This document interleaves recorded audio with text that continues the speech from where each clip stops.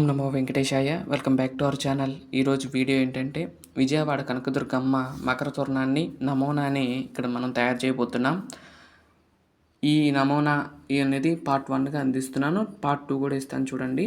ముందుగా ఇక్కడ చూసినట్లయితే కింద అటు ఇటు కూడా అమ్మవారి యొక్క సేనాధిపతుల్ని చేస్తున్నాను. ఇక్కడ చూసినట్లయితే సేనాధిపతిని ఇద్దరిని కూడా చూడండి. ఇలా అయితే తయారు చేస్తున్నాను. అంటే మీకు ఒకటే తయారు చేయడం అనేది చూపించాను కానీ మిగతా అన్నీ చూపించలేదు, పైనే చూపించానండి. ఎందుకంటే కనుక ప్రతి ఒక్కటి చూపించామంటే టైం ఎక్కువ పట్టేస్తుంది. అందులో అవి చాలాసేపు పట్టినాయండి. 3 గంటల సమయం పట్టిందండి. అట్లా ఒక్కొక్కటి దానికి అరగంట పైనే పట్టిందండి. అంత డీటెయిలింగ్గా చిన్నవి కాబట్టి చాలా ఇదిగా చేసామండి. అయితే చేయటానికి మాత్రం చాలా టైం పట్టింది. కాకపోతే ఇక్కడ మేము ఫస్ట్ ఎలా చేస్తున్నాను అనేది ఊరికే శాంపుల్గా పెట్టాను. ఇదే మోడల్లో అన్ని విగ్రహాలు అయితే చేయడం జరిగిందండి. అంటే ఆ బొమ్మలన్నీ కూడా అదే మోడల్లో చేయటం జరిగింది. ఇక్కడ చూసినట్లయితే ఈ విధంగా వచ్చింది అవుట్పుట్. కానీ తర్వాత వచ్చే వాటికి కళ్ళు అవి దిద్దలేదు. అవి ఏం చేద్దాం అనుకున్నానంటే మనకి వైట్ పెయింట్తోనూ బ్లాక్ పెయింట్తో పెట్టేద్దాంలే అనుకున్నాను.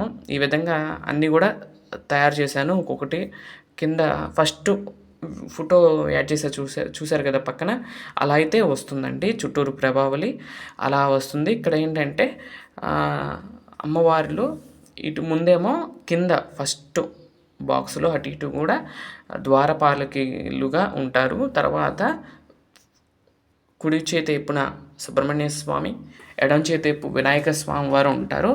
ఆ పై వరుసలో కుడివైపు సరస్వతీదేవి, ఎడంవైపు లక్ష్మీదేవి ఉంటారు. ఆ శాంతం పైన కుడివైపు కాళీమాత, అటు సైడు అమ్మవారు మహిషాసుర మర్దినిగా ఉంటారు. ఈ విధంగా మకర తోరణంలో ఈ యొక్క దేవతలు అయితే వస్తూ ఉంటారు.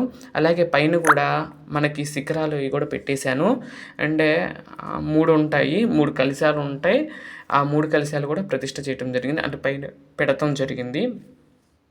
అలాగే అక్కడ ఆర్చియల్ అందం చూడండి, అక్కడ కూడా బ్రహ్మ విష్ణు మహేశ్వరులు వస్తారు. ఆ కింద యాలి వస్తుంది.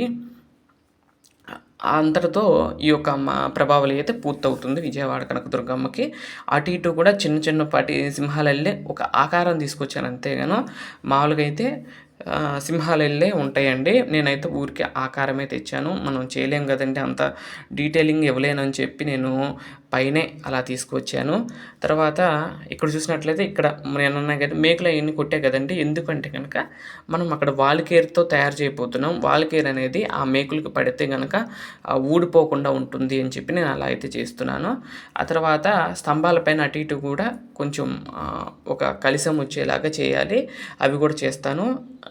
తర్వాత కింద అటు ఇటు కూడా చిన్నపాటి కలశాలు అయితే పెట్టానండి. చిన్న కలశాలు 2 అయితే పెట్టాను. అది కూడా చాలా బాగుంటుంది. ఈ విధంగా ప్రభావళి మొత్తం కూడా రెడీ చేయడం జరిగిందండి. ఇక్కడ చూసినట్లయితే ఇలా ఉంది. అయితే ఒక్కొక్క దాంట్లో ఒక్కొక్క బొమ్మ చేసుకొని రావటం, ఆ మధ్యలో గీత ఇవ్వటం అలా చేశానండి. మొత్తం కూడా ఇక్కడ కొంచెం లక్ష్మీదేవి, సరస్వతిదేవి కొంచెం పెద్దగా కనపడతారు. మళ్ళీ కింద ద్వారపాలకుల్ని కూడా కొంచెం పెద్దగా కనపడతారు. మిగతా అన్నీ కూడా చిన్న విగ్రహాలు అయితే చేశాను. ఈ విధంగా మొత్తం కూడా రెడీ అయింది.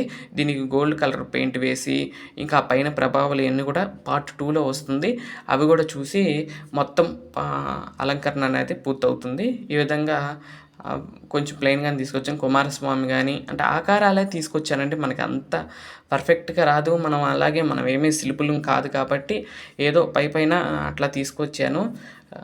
చూసినట్లయితే పైనే తీసుకొచ్చానండి. అంత మనం అమ్మవారిని పెట్టిన తర్వాత అంత తెలీదు.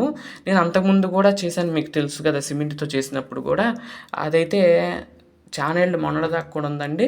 కాకపోతే పైన ప్లేస్ లేకపోవడంతో అది డిస్మ్యాచ్ చేసేసాము, అదైతే తీసేసాము. లేదంటే కనుక అది కూడా ఉండేది. అదైతే ఇంకా చాలా బరువు అండి, అది చాలా బరువుగా ఉండేది. అయితే అమ్మవారు ఎప్పుడైనా సరే చాలా బరువుగా ఉంటారు. కాకపోతే సరిపోతుంది.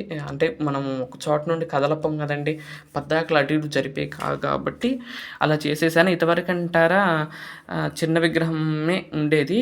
ఎందుకంటే అక్కడైతే ఇంట్లోనే బయట పెట్టేయటమో దాయటం అలా చేసేవాళ్ళం.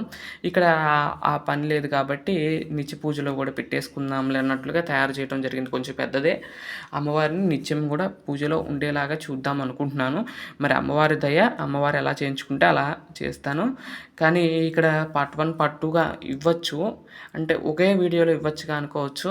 కానీ అండి నిన్న 3:30 గంటలు ఒకేసారి చేస్తే అసలు బ్యాక్ పెయిన్స్ వచ్చేసినాయండి. బ్యాక్ పెయిన్ వచ్చేసరికి లేదంటే నిన్నే ఆ పైన కూడా అయిపోయేది.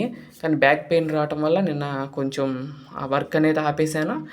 అయితే ఇవాళ కూడా చేస్తానో లేదో తెలియదు. అందుకని నేను ఇక్కడ ఈ వీడియో అయితే అందిస్తున్నాను.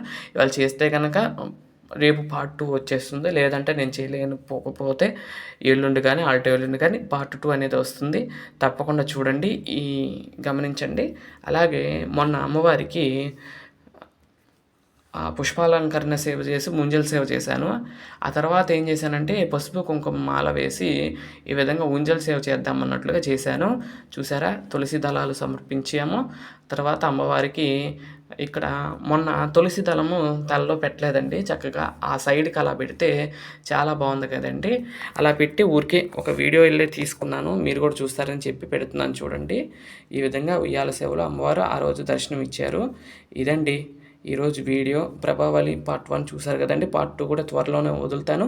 తప్పకుండా పార్ట్ 2 కూడా చూసి ఆనందిస్తారని కోరుకుంటున్నాను. ఈ విధంగా ఉంజల్ సేవ కార్యక్రమం కూడా జరిగింది.